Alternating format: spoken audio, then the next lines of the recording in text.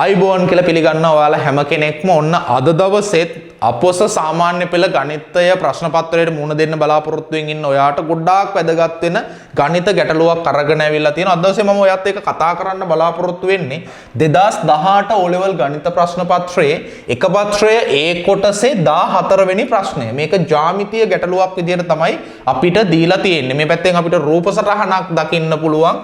ඒ රූප සටහනට දාලා තොරතුරු ටිකක් දීලා තියෙනවා. අපි සාමාන්‍යයෙන් මේ වගේ ජ්‍යාමිතීය ගැටලුවක් විසඳනකොට මුලින්ම කරන්න ඕනි මේ අපිට දෙන තොරතුරු ඇසුරෙන් අපිට මේ රූපයට මොනවා හරි දෙයක් ඇප්ලයි කරගන්න පුළුවන්ද කියලා බලන එක තමයි මුලින්ම කරන්නේ.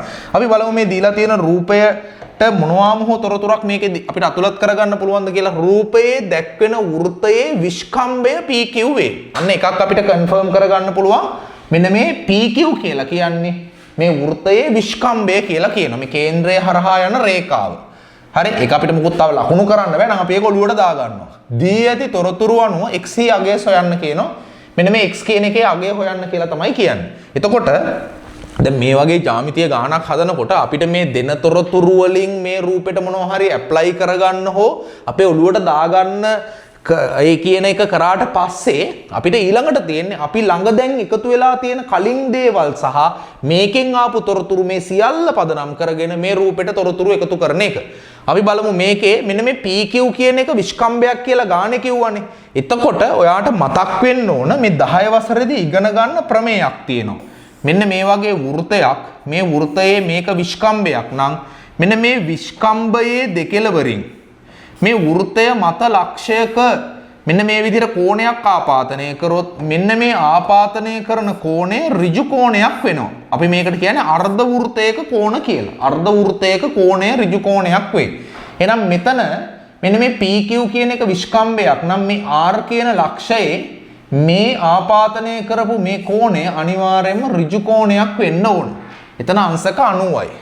ඔන්න ඒක අපි ඇප්ලයි කරගත්තා. අපි එකපාරටම x හොයන්න යන්නේ නැහැ. අපි දන්න තොරතුරු රූපයට ඇතුළත් කරන එක තමයි කරන්නේ. එතකොට මෙතන තව ප්‍රමේයක් ඔයාට මතක් වෙන්න ඕනේ මේ වෘත චතුරස්‍ර. වෘත චතුරස්‍ර වල කතන්දරයක් තියෙනවා මෙන්න මෙහෙම. වෘත චතුරස්‍රයක් කියලා කියන්නේ මෙන්න මේ වගේ එකක්. චතුරස්‍රයේ ශීර්ෂ 4ම වෘතය මත පිහිටනවා නම් මේ වෘතය මත කියන්නේ මේ ඉරේ.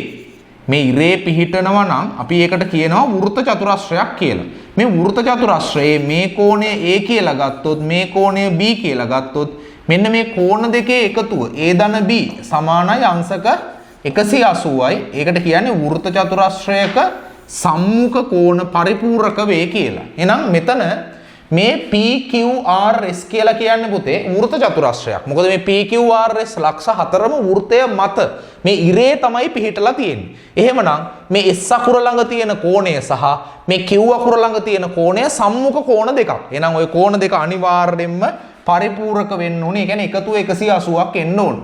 එහෙනම් මෙතන 110ක් තියෙනවා කියන්නේ මෙතෙන්ට අංශක 70ක් එන්න ඕනේ. ඔන්න දැන් නම් මේ ගානට අපිට පිළිතුරක් ලැබෙන්න යන්නේ. මොකද දැන් මෙතන තියෙන මේ PQR කියන ත්‍රිකෝණය ගත්තොත් ඔයාට මතක් වෙන්න ඕන සාමාන්‍ය සරල නීතියක් තියෙනවා ත්‍රිකෝණයක අභ්‍යන්තර කෝණ තුනේ එකතු අංශක 180යි කියලා. ඉතින් අන්න ඒ නීතිය අපිට මේකට ඇප්ලයි කරගන්න පුළුවන්. මේ කෝණය x මේ කෝණය 70යි මේ කෝණය අංශක 90යි මේ ටික ඔක්කොම එකතු කරාට පස්සේ උත්තරේ එනවා 180ක්. 180ට සමාන වෙන්න ඕන.